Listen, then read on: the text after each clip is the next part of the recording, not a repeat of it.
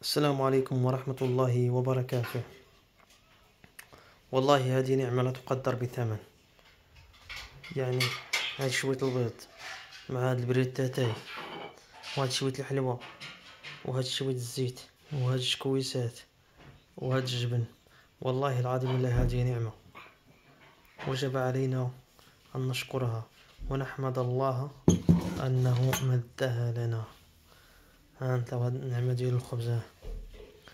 يجي واحد يقولك أوروبا، كندا، أمريكان، نحمد الله ونشكره في هذه البلاد السعيدة، ونسأل الله أن يرزقنا نعمة الأمن والأمان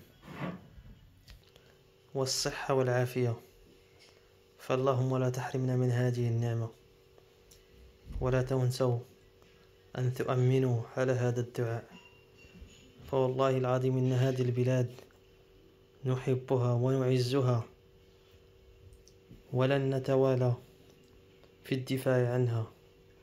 فاللهم يا رب احفظ هذه البلاد وقائد البلاد من كل شر أو سوء.